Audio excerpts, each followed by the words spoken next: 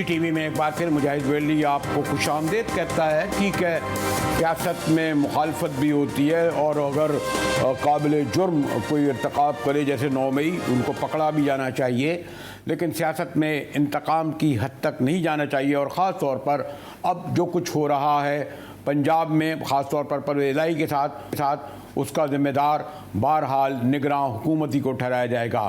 परवेज़ इलाही को Lahore high court ने रिहा करते हुए कहा कि इन्हें घर पहुंचाया जाए, लेकिन फिर कहते हैं जी 10-12 गाड़ियों में एक गाड़ी आती है, कुछ सफ़ेद कपड़े पहने हुए लोग होते हैं और वो उन्हें उठा के ले जाते हैं।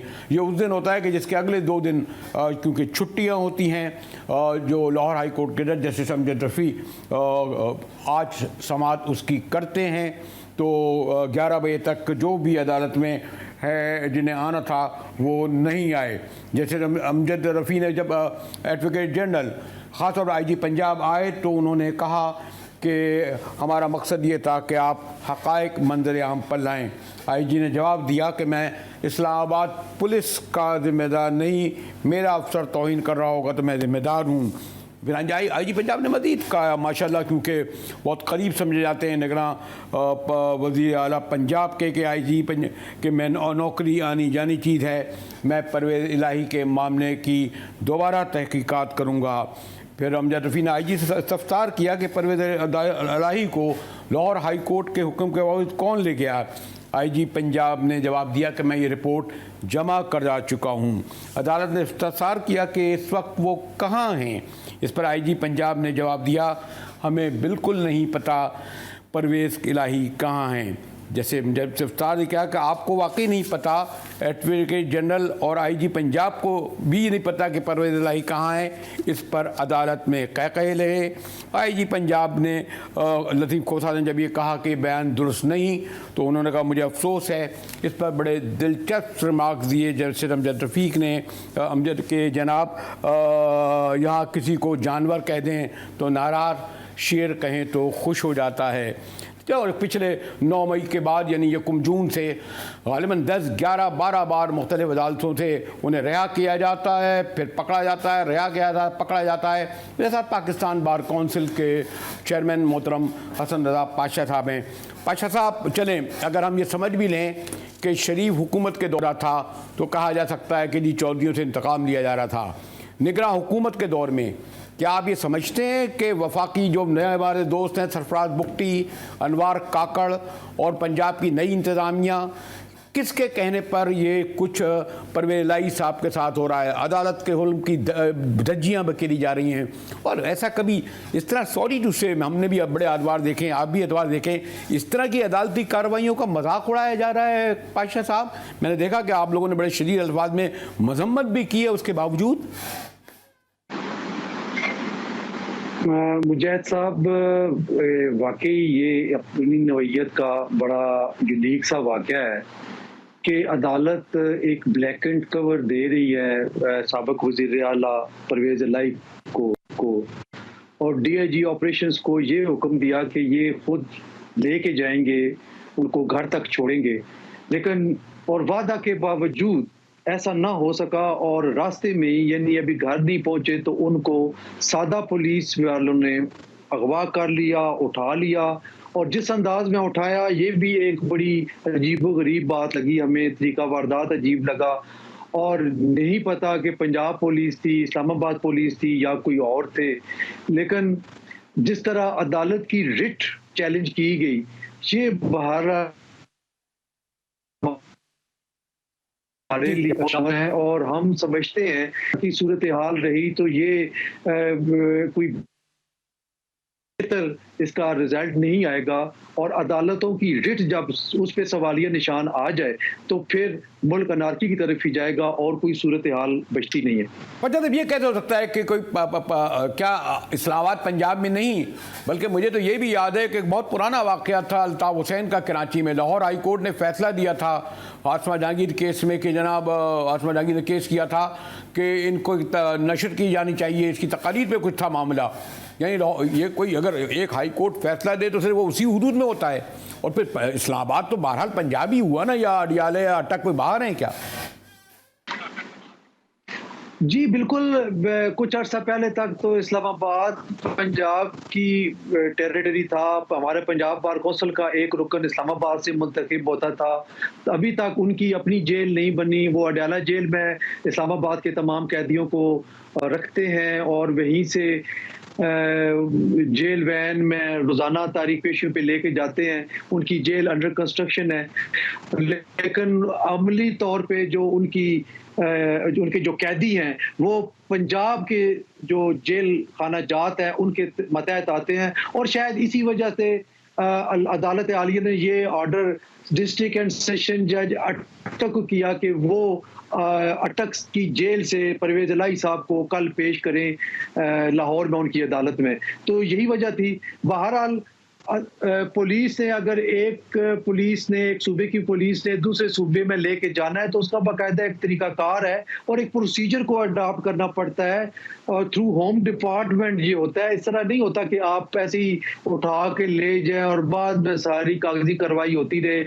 बहरहाल ये कोई अच्छी रवायात फिर ये भी है कि अगर एडवोकेट जनरल और एक सूबे का आईजी एक है, वो तो किसी हवालदार से पूछ लें, किसी वकील से पूछ लें, वो भी बता देगा। ये कहना कि हमें नहीं पता कि परवेलाई कहाँ है, खुद इतनी बड़ी पोस्टों पर बैठकर इतना बड़ा, मैं तो लफ्ज़ झूठ का इस्तेमाल नहीं करूंगा, गैर जिम्मेदारा बयान, मज़ाक़ खेज़ बयान, सारी दुनिया में मजाक उड़वाना, क्या इनकी शख्सियतें ख़त्म हो गई है बिल्कुल? आपके एडवोकेट जनरल खालिद इसाक की या डॉक्टर मोहतरम पता नहीं क्या नाम है उस्मान अनवर की? ये तो अब सादगी भी हम नहीं कह सकते कि इतने सादा हैं कि उनको पता नहीं है। इलेक्ट्रॉनिक मीडिया एक एक लम्हे की खबरें देता रहा कि वहां से उठा के कौन सी गाड़ी में किधर लेकर गए, फिर कहाँ पहुंचाया। एक एक लम्हे की खबरें मीडिया पे और अवाम को चली गई। तो आईजी एक इंतहाई इंपॉर्टेंट जगह पे हैं और उनको पता है कि उनके 2 डीआईजी इस केस के सिलसिले में अदालत आलिया में पेश हुए हैं। तो ये किस तरह मुमकिन है कि उनको ये कहा जाए कि ये जनाब इनको पता नहीं था और ये अदालत में इस तरह की गलत बयानी करना भी इंतहाई नामुनासिब है। मैं समझता हूँ कि ये इसका भी अदालत को नोटिस लेना चाहिए। शुक्रिया मोहतरम हसन रज़ा पाशा साहब। पाकिस्तान बार कौंसिल चेयरमैन हैं और एक बड़े इंतहाई बाखबर भाई सीनियर सीजनड लॉयर हैं। उनका जो कुछ फरमाना था उसके अंदाज़ लगाया जा सकता है कि किस तरीके से पंजाब पुलिस और जिसका जिम्मेदार पंजाब का वज़ीर आला भी ठहराया जाएगा, और अब तो ये निगरां हुकूमत के प्राइम मिनिस्टर, निगरां हुकूमत के वफाकी वज़ीर जो अपने को इंडिपेंडेंट गैर जानिबदार कर रहे हैं, उनकी गैर जानिबदारी पर भी हर्फ आएगा कि जो कुछ पंजाब पुलिस कर रही है, किसके कहने पर कर रही है, क्यों कर रही है। बहुत सारे सवाल हैं जो हम नहीं उठाना चाहते, लेकिन बहरहाल इससे हुकूमत का मजाक हो रहा है, मजाक उड़ाया जा रहा है, एक अदालतों का मजाक उड़ाया जा रहा है। और अगर आप ये वाक़या करेंगे तो फिर आइंदा भी जो कुछ होता रहेगा उन लोगों के साथ जो आज ये देख रहे हैं या आज वो उनके कहने पर ये हो रहा है, तो आप खुद अंदाज़ा लगा सकते हैं। अगर अदालतें इस लेवल पे आ जाएं, इस सतह पर आ जाएं, पुलिस इस सतह पर उनके हुक्म मानने लगे, इस तरह के बयानात देने लगे, तो माज़रत के साथ सियासी जमातों से, हुकूमतों से शिकायत नहीं, अदालत से है कि वो इस पर बड़ी अदालत क्यों खामोश है।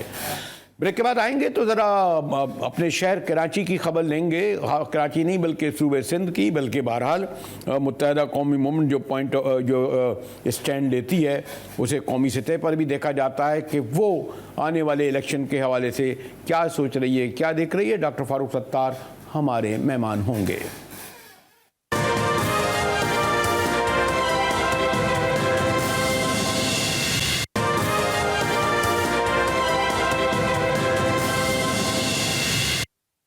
जी टीवी में मुजाहिर बिल्ली आपको खुश आमदीद कहता है। और यकीनन इलेक्शन कितना ही अहम मसला हो, लेकिन इस वक्त कौम बिजली के बिलों को देखकर जिस रद्द अमल का इजहार कर रही है, जिस शिद्दत से सड़कों पर, गलियों, मोहल्लों में, और फिर उसका इम्पैक्ट दीगर अशिया पे पड़ रहा है, वो सबके सामने है। लेकिन अफसोसनाक अमर ये है कि ठीक है, जमात इस्लामी और दीगर पार्टियाँ वो अपने रद्द अमल का इजहार तो कर रही हैं, लेकिन वो महदूद पैमाने पर है। सिंध के शहरी इलाकों पर 3 दहाई तक राज करने वाली MQM, जिसके बगैर पत्ता नहीं हिलता था, और जो अवामी मसाइल पर एक स्ट्रीट पावर से इस्लामाबाद को हिलाकर रख देती थी। बदकिस्मती से 2016 के बाद उसकी तकसीम ने MQM की क़यादत को, उसकी लीडरशिप को शायद कोई नुकसान पहुँचाया न हो, लेकिन सिंध के शहरी नहीं बल्कि पूरे सिंध को नुकसान पहुँचाया है। ये साथ बड़ी कुर्बानियाँ दी, बड़ी जद्दोजहद की, ताल्लुक़ ख़ास भी डॉक्टर साहब से रहा है, ख़ुद बड़े बड़े क्राइसिस से गुज़र के, बुरानों से गुज़र के। बहरहाल डॉक्टर साहब अब फिर मेन स्ट्रीम पॉलिटिक्स में। मैं शुक्रिया अदा करता हूँ डॉक्टर फ़ारूक सत्तार साहब, आपने ज्वाइन किया मुझे, और मुझे शायद सवाल दोहराने की ज़रूरत नहीं, बल्कि स्पेसिफिक ये कहूँगा कि आज चाहे बिजली हो या पेट्रोल, अवाम सिंध के शहरी नहीं, पूरे पाकिस्तान के अवाम जिन मसाइल कर रहे हैं, लेकिन मैं आपको सिंध के हवाले से करूँगा। शायद उसका सबब ये नहीं कि MQM जो एक पावर होती थी और जिसके बाद पत्ता नहीं हिलता था, शायद अगर ऐसी ही पावर होती तो इस्लामाबाद के हुक्मरानों को इतनी जुर्रत ना होती कि वो इतनी सफाकी से इस तरह के जो है बिजली को और पेट्रोल को आवाम के लिए इस नहज पर पहुंचा देते कि अब लोग खुदकशियों पर आ गए हैं। डॉक्टर साहब। मुजाहिद बरेलवी भाई, MQM अगर उसी तरह अपने पीक पर होती जैसे एक ज़माने में थी, तो भी पूरे मुल्क के लिए अगर कोई एक पॉलिसी है और उसमें जो इस वक्त माशी बहरान है और उसकी वजह से महंगाई सातवें आसमान से ऊपर चली गई है, बेरोज़गारी आए दिन उसमें इजाफा हो रहा है और लोग निजी इदारों से भी मिलें और फैक्ट्रियां बंद हो रही हैं क्योंकि उनका बिजनेस अब वारा नहीं खाता, फिजिबल नहीं रहा और लोग ले ऑफ किए जा रहे हैं। तो गुर्बत की लकीर से नीचे लाखों लोग रोज़ाना की बुनियाद पर जो है वो मज़ीद लोग जा रहे हैं गुर्बत की लकीर से नीचे। अब इस सूरत हाल में अकेली MQM अगर उतनी ताकतवर हो भी जाए और होती भी, तो मेरे ख्याल में शायद इस पूरी कौमी पॉलिसी को रिवर्स गियर लगाना, उसके लिए कुछ बुनियादी इस्लाहात पर फौरी तौर पर जाना ज़रूरी है और कुछ फौरी तौर पर ऐसे इक़दाम हैं जो इस्लाहात से हटकर भी हो सकते हैं। मैं वो आपके सामने रखता हूँ ताकि हम लंबी बहस में ना जाएं। MQM की तकसीम, उसकी जो इस वक्त कमज़ोर पोजीशन है, लेकिन मैं इसकी में नहीं जाऊँगा, लेकिन एक तो मेरा ज़िम्नी सवाल बनता है कि बहरहाल शरीफ हुकूमत में, इत्तेहादी हुकूमत में आप उसका पार्ट थे। उस वक्त 150 रुपये का पेट्रोल था, 150 रुपये का डॉलर था, बिजली जो है वो इतनी महंगी नहीं थी। आप उस हुकूमत में शरीक रहे जो इस नहज पर ले आए कि आज निगरान हुकूमत से सवाल ही नहीं कर सकते, तो आप अपने को बरी उज़्ज़मा तो करार नहीं दे सकते। बरी उज़्ज़मा में नहीं कहते जमात के। डॉक्टर साहब मेरी बात सुनो, देखिए मुजाहिद भाई, हुकूमत में होना ज़रूर हमें भी किसी हद तक ज़िम्मेदार बनाता है, लेकिन आपको पता है कि MQM अपने जिस वज़न और क़द के साथ उसको ये अहमियत तो मिल जाती है कि वो कहीं कहीं अहम फ़ैसले MQM के गिर्द घूमते हैं। जैसे PTI की हुकूमत के जाने में ज़ाहिर है अगर MQM अपने जो 7 वोट थे वो अगर वोट ऑफ कॉन्फिडेंस में ना देती और 7 वोट शहबाज शरीफ को वज़ीर-ए-आज़म बनाने के ना देती, तो ये बहुत कलीदी फैसले में तो MQM की अहमियत है। लेकिन जब पॉलिसी साजी आती है, जब फैसला साजी आती है और उसमें MQM को इत्मीनान में लेने की बात आती है, तो उसके 7 वोटों की वो अहमियत नहीं रहती। अब ये MQM को अपनी ये गलत पॉलिसी या सही पॉलिसी, उसके नतीजे में आज ये बात तो समझ में आ जानी चाहिए, जो मैं भी कहता था पहले भी और आज भी, कि हमें अब आइंदा वजारतों से ज़्यादा एक ऐसे आईनी, सियासी और इंतज़ामी इस्लाहाती पैकेज पर बात करनी चाहिए जिसमें जो कराची को, देखिए जो कराची को देना मिलना चाहिए, हम उसकी बात करें, जो हैदराबाद शक्कर को, और कराची पाकिस्तान की मईशत की शहरक है। जब हम कराची की बात करते हैं समझ ले पाकिस्तान की बात, तो मेरे ख्याल में आइंदा हमारा इन्हिसार वजारतें लेने की बजाय, मुझे यकीन है, मुझे उम्मीद है कि हम जो भी सौदा करेंगे वो एक इज्तिमाई मफाद के लिए जो बुनियादी मसाइल हैं उनको किस तरह हल करना है कौमी सतह पर भी, और कराची का उसमें क्या कलीदी किरदार होना चाहिए। तो मेरे ख्याल में मैंने समंदर को कूसे में बंद कर दिया और आपकी खातिर, आपके प्रोग्राम की खातिर और लोगों की खातिर अपनी उस गलती को भी मैंने तकरीबन तस्लीम कर लिया ना कि हुकूमत में जाने का क्या फ़ायदा होता है और क्रिटिसिज्म उल्टा हमारे ऊपर आता है। तो इस बहस को यहीं समेट के इस वक्त पाकिस्तान जिस नहज पे खड़ा है उसमें एक तरफ IMF की शराइत को आपको पूरा करना है और आप ऐसे ओबीडियंट स्टूडेंट बन गए हैं कि उस्ताद डंडा लेके खड़ा है, आप 10 रुपए आज बढ़ा रहे हैं, 20 रुपए कल बढ़ा रहे हैं, तेल की कीमतों में ऐसा यानी ट्रिपल सेंचुरियाँ हो गई, पेट्रोल की भी, डॉलर की भी, और मज़ीद जो है महंगाई में इजाफा हो रहा है। मेरा सिर्फ ये कहना है, एक रिपोर्ट और आई है गुज़िश्ता इतवार, वो है UNO की, ये भी बैनुल अक़वामी इदारा है जिसने आईना दिखाया है हमारे इन इक़दामात को और IMF के इस दबाव को। उस रिपोर्ट में कहा गया कि दाइश और तहरीक तालिबान पाकिस्तान एक बार फिर पाकिस्तान की सरजमीन पर रीऑर्गेनाइज कर रहे हैं और आलमी अमन को आने वाले दिनों महीनों में अगर कोई ख़तरा है तो इस दहशतगर्दी से है जो फिर पाकिस्तान से एक्सपोर्ट हो सकती है।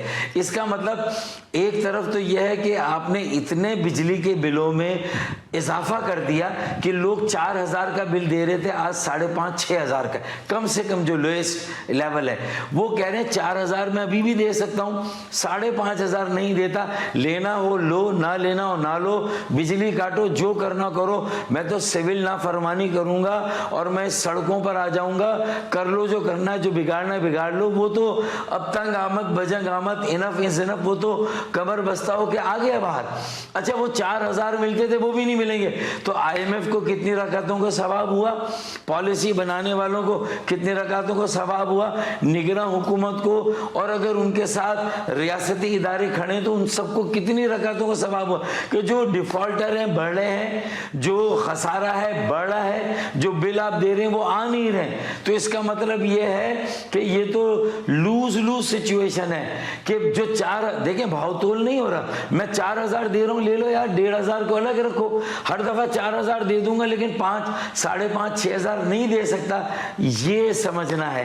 पेइंग कैपेसिटी नहीं है, दीवार से लगा रहे हैं, जराइम में इजाफा हो रहा है, स्ट्रीट क्राइम, इंतहा पसंदी में इजाफा होगा, दहशतगर्दी में इजाफा होगा और पाकिस्तान एक मरतबा जहन्नम की आग में झोंक दिया जाएगा। सिविल नाफरमानी की, जराइम की, इंतहा पसंदी, दहशतगर्दी की। ये बात हम शहबाज शरीफ की हुकूमत में भी कहते थे, PTI की हुकूमत में भी कहते थे, और सिर्फ किसी एक हुकूमत में हमारे होने ना होने से ये सारा नहीं है। उन हुकूमतों में शामिल PTI का भी उतना ही कसूर है जितना PMLN का भी उतना ही कसूर है जितना पीपल्स पार्टी का। ये सारी बड़ी जमातों ने अपनी अपनी हुकूमतों में कोई आवाम को रिलीफ थोड़ी दी है। एक हुकूमत के बाद दूसरी हुकूमत तक पहुंचते पहुंचते महंगाई, बिलों में इजाफा, गैस के बिलों में निर्खों में इजाफा, और ये सिलसिला चल रहा है, कहीं रुका नहीं है। अगर डॉक्टर साहब मुझे आप इजाज़त दें, अगर डॉक्टर साहब मैंने इस हवाले से डॉक्टर साहब आपको अगर मुझे आप इजाज़त दें तो मैं एक ब्रेक के बाद अब ये मालूम करना चाहता हूँ कि ये जो निगरान हुकूमत है, जिस तरह के वज़ीर मुशीर आए आपके सामने हैं, कितनी इनकी पावर है। यानी जिस दिन ये आए थे उसी दिन गालिबन ये बिजली का बिल जो है 55 रुपए का हुआ था, जिस दिन ये आए थे उसी दिन ये पेट्रोल की कीमतें बढ़ी थी। यानी इनसे पूछने की रहमत गवाराना की ना आइंदा की जाएगी। तो एक तो ये मैं 30 उससे भी ज़्यादा अहम बात जिसमें आप सवाल अब तक करने जाऊँगा ब्रेक के बाद, और वो ये कि क्या निगरानों के हाथ में है कि वो इलेक्शन कराएँ। ये कहें कि मर्दमशुमारी पहले की जाए और हल्का बंदियाँ की जाएँ, उसके बाद इलेक्शन कराए जाएँ, कि कितने बेबस ये हैं, इलेक्शन कमीशन कितना पावरफुल है, सब आपको मालूम है। अब इस पर बात करूंगा इसलिए कि आप भी अब उस सफ में शामिल हैं जो ये कहते हैं कि नई हल्का बंदियाँ हों, नई दर्जा बंदियाँ हों, उसके बाद इलेक्शन कराए जाएँ। मिलते हैं एक ब्रेक के बाद। डॉक्टर फारूक सत्तार साहब हमारे साथ हैं।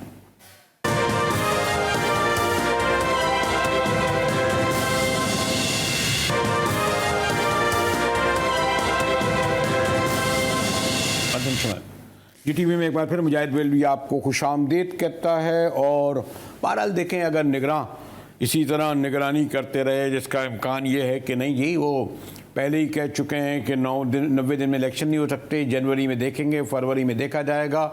हमारे साथ गुफ्तगू कर रहा था मैं मोहतरम डॉक्टर फारूक सत्तार से, सीनियर सीजेंट, पता नहीं कितनी बार MNA हुए, वज़ीर हुए, लेकिन डॉक्टर साहब की बोधबाश मिलने जुलने में मैंने कभी कोई फ़र्क नहीं कहा। हाँ, इख्तिलाफ और हो सकता है डॉक्टर साहब से। डॉक्टर साहब एक बार फिर शुक्रिया। इस पर ज़रा गुफ्तगू कर ली जाए कि ये जो आपके इत्तेहादी जमातें मासूम नहीं हैं, और सबसे मुझे अफसोसनाक अमर यह है कि आप ख़ुद पार्टी में रहे हैं। पार्टी की सेंट्रल कमेटियां होती थी, राब्ता कमेटी होती थी, वो फैसले करते थे, दिए आते थे। ये क्या इतना बड़ा फ़ैसला, तमाम पार्टियां जमा हुई, उन्होंने ये फ़ैसला मियां शहबाज शरीफ के हवाले कर दिया एक रात के अशाइये में, उसमें आपकी पार्टी भी थी। आप ही फैसला करें कि निगरां कौन होगा, ये भी नहीं कमिट करवाया कि क्या होगा। फिर आप ही आपके होते हुए जो जिसमें आपकी काबीना में बैठे थे, ये जब तय हुआ कि नई मरदमशुमारी होगी, नई हल्का बंदियाँ होंगी और इन दोनों के बाद इलेक्शन की तारीख होगी, इस पर वादे थे। अब जो है सूरत हाल ये हो गई है कि पीपल्स पार्टी और नून लीग मुतालबा कर रही है कि इलेक्शन हो। भाई कैसे हो? आप ही तो कह रहे हैं ना कि मरदमशुमारी हो, हल्का बंदियाँ हो, 4 माह तो लगेंगे। आपका क्या मौक़िफ़ है? भले जनवरी में हो, फरवरी में हो, उसके बाद हो, लेकिन मरदमशुमारी हल्का बंदियाँ ज़रूर ज़रूर ज़रूर हो। मुजाहिद बरेलवी भाई, इसको हमारे इस इसरार को ये समझ लें कि खुदा खुदा करके अब हमारी बज़्म में भी पहली मर्तबा जाम आया है ना, वरना उनकी बज़्म में हम तो सिर्फ बैठे रहते थे, हाथ पर हाथ रखे, हमारी तो बारी नहीं आती थी, हमारी कोई सुनवाई नहीं होती। पहली बार मरदमशुमारी, डिजिटल मरदमशुमारी हुई। पीटीआई की हुकूमत ने जो वादा किया कि मरदमशुमारी, नई मरदमशुमारी और नई हल्का बंदियों पर अगला इलेक्शन होगा, और 10 साल की बजाय 5 साल में हो गई, तो पीटीआई ने वादा किया था ना। और पीटीआई से पहले पीएमएलएन के शाहिद खाकन अब्बासी ने फ्लोर ऑफ द हाउस पे, जब मैंने तकरीर की 2017 की मरदमशुमारी पे तहफ़्फ़ुज़ात का इज़हार करके, तो कहा 5% थर्ड पार्टी ऑडिट होगा ताकि साबित हो कि आपके एलिगेशंस कितने दुरुस्त कितने गलत है। अच्छा, खुदा खुदा करके पीटीआई भी मान गई, और पीटीआई के बाद अब दोबारा जब शहबाज शरीफ आए पीएमएलएन के, तो उन्होंने भी कहा कि मरदमशुमारी होगी, और मरदमशुमारी हुई। अब जब मरदमशुमारी हो गई तो एक आईनी तकाजा है 90 दिन में हो, दूसरा आईनी तकाजा है आर्टिकल 17, आर्टिकल 51 और आर्टिकल 218 का क्लॉज 3। वो सब कहते हैं कि नई मरदमशुमारी अगर हो जाए तो फिर नई हल्का बंदियाँ लाजमी हैं और उसके मुताबिक होंगे। अच्छा, इसमें कौन से हाथी घोड़े लग रहे हैं, इसमें कौन से कई हफ्ते, कई महीने, कई साल लग रहे हैं? चंद दिनों की तो ताखीर है। 4 माह में हल्का बंदियां होंगी और 3 माह में इलेक्शन होने, तो आप दोनों के जो दौरानी उसको इंटेग्रेट करें ना, मिला लें, ऊपर एक दूसरे के ऊपर रख लें, और एक दूसरे का मरदमशुमारी तो मई में मुकम्मल हो चुकी थी। ये क्या वजह है कि आप प्राइम मिनिस्टर शहबाज शरीफ ने, या इत्तेहादी हुकूमत ने सिर्फ 1 हफ्ते पहले यानी 5 या 6 अगस्त को ये कहा कि नई मरदमशुमारी के तहत होंगे। साथ में उन्होंने सीसीसी का काउंसिल का इजलास बुलाया, कैबिनेट का इजलास पास करा लिया। तो आपको पता था जब आप 5 अगस्त को ये कह रहे थे, अगर ये वाकई 60 दिन में चाहते तो 12 अगस्त को डिसॉल्व असेंबलियाँ करते तो 60 दिन के पाबंद होते। 90 दिन के तो हो नहीं था कि 2 दिन पर कराया। मतलब नहीं, अभी किस बात पर ये वावेला कर रहे हैं कि नहीं 90 दिन में होंगे और नया तो वो हो जाएगा, और आप रिलैक्स हैं। आप शायद ये भी नहीं चाहते, हो सकता है फरवरी के बाद भी ना हो इलेक्शन। लेकिन मुजाहिद बरेलवी भाई, ये जो सवाल आपके जहन में है ना, ये आपको असल में गुमराह कर रही हैं कुछ सियासी जमातें, जो इस आइन की इंटरप्रिटेशन साल से मुल्क के सियासी जमहूरी सफ़र में जो भी रुकावटें या मसाइल आए, उसमें उनका भी बराबर का हिस्सा है, जिसमें पीपल्स पार्टी सर फहरिस्त है, जो आज ये कह रही है कि 90 दिन में इलेक्शन हो जाए। अच्छा, अगर 90 दिन में ये वाले इलेक्शन हो जाएं और इतना ही आप इलेक्शन के लिए मरे जा रहे हैं, तो फिर आर्टिकल 7, आर्टिकल 32 और आर्टिकल 140 के तहत जो बल्दियाती इंतखाबात होने, वो क्यों सुप्रीम कोर्ट को हमेशा डंडा उठाना पड़ता है? क्यों बल्दियाती कानून में आप खुद लिखते हैं 120 दिन में होने चाहिए और आप खुद इलेक्शन से इनराफ करते हैं? तो आपको उनको उस वक्त भी रेप्रिमांड करना चाहिए। आज जब हमसे ये सवाल आप कर रहे हैं, ये गुमराह हो गए। अगर एक तजिया निगार, तबसरा निगार, एक एंकर के तौर पर आप कर रहे हैं, मैं फबिहा कहता हूँ, आप सही सवाल मुझसे पूछ रहे हैं, लेकिन इसी शिद्दत के साथ आपको ये सवाल बल्दियाती इंतखाबात नहीं करा रहे, मर्जी है भाई उनकी, बादशाह लगे राजवाड़े उनके हैं, ये सारे मुल्क के सारी जागीरें उनकी, ये जमहूरियत उनकी जागीर, सियासत उनकी जागीर, ये मुल्क उनकी जागीर, सूबाई खुद मुख्तारी उनकी जागीर। मतलब वो इंटरप्रिटेशन जो भी करें कोई उनको पूछने वाला नहीं। लेकिन यहाँ 70 सालों से एक बुनियादी मसला था और पीटीआई हमारे साथ खड़ी थी। आज पीटीआई को इस कदर जल्दी है, पीटीआई को तो कहना चाहिए कि हाँ हमने ये मर्दमशुमारी का बीड़ा उठाया था। आप ये कहते हैं कि जरूरी नहीं है कि 90 दिन में इलेक्शन हो। जो कहते हैं वो कहते हैं आइन कहता है, वो कहते हैं आइन कहता है कि 90 दिन के इलेक्शन हो और वरना हो। भाई मैं भी यही कह रहा हूं, मैं भी कह रहा हूं मुजाहिद भाई आप मुझे गलत कर रहे हैं। आइन के तमाम तकाजों को पूरा किया जाए जो इलेक्शन के इनेकाद से जुड़े हुए इलेक्शन नहीं, वो कह रहे हैं कि अब तो उन्होंने कह दिया, इलेक्शन कमिश्नर ने कह दिया कि जनाब 17 हम 31 नवंबर तक करेंगे इसके हल्का बंदी तमाम प्रोसेस, उसके बाद 54 दिन आएंगे। मेरे भाई मेरे जनवरी में और फरवरी में। मुजाहिद बरेलवी भाई क्या कुरान मजीद में एक ही आयत है जिससे जो मतलब आप निकाल दे वही है? क्या उसी आयत को वज़ा करने के लिए दूसरी आयतें नहीं है? क्या आइन में एक ही शिक है जिसकी आप वज़ा? मैं कह रहा हूं कि 90 दिन में अगर नहीं हो पाते, फर्ज कर लें खुदा ना खास्ता, और अगर आप जैसे कि कह रहे इलेक्शन कमीशन, सुने ना मेरी बात सुने फारूक भाई, 14 मई को क्या हुआ था उस वक्त आप लोगों ने देखा? तो फारूक भाई 14 मई को भी यही हुआ था ना, अगर नहीं हो रहे 90 दिन में, सुप्रीम कोर्ट के बाद 105 दिन में हो जाए ना। अगर इलेक्शन कमीशन कह रहा है कि हम 4 महीने में 120 दिन में हल्का बंदियां कराएंगे, तो हल्का बंदियां 120 दिन की जगह 115 दिन में करा दें, 115 दिन को 90 दिन के शेड्यूल के साथ मिला दें। और ये बैलेंस सूबाई कोई तब्दीली नहीं हो रही है कि आसमान को जमीन से मिलाना, जमीन को आसमान से मिलाना नहीं हो रहा है। जमीन के अंदर रहकर एक ही सूबे के अंदर रद्द-ओ-बदल होना है मेरे भाई। कोई तादाद में इजाफा नहीं हो रहा, कोई आईनी तरमीम नहीं हो रही कि जो 332 सीटें हैं, 272 डायरेक्ट इलेक्शन की हैं, 60 इनडायरेक्ट की, उनकी तादाद में कोई तब्दीली नहीं हो रही। पंजाब की कोई जाएंगे कहाँ? अगर वो नहीं कराते जैसे कि इलेक्शन कमीशन अव्वल जितना पावरफुल है आपको पता, उन्होंने 14 मई को नहीं कराए ना, क्या बिगाड़ लिया आपने उनका? वो कहते हैं आइन खामोश है, फिर सुप्रीम कोर्ट के बाद आप जाएंगे, तो देखे ना, 90 दिन में कराओ, इलेक्शन कमीशन जवाब दे। मैं तो इलेक्शन कमीशन के साथ नहीं खड़ा ना।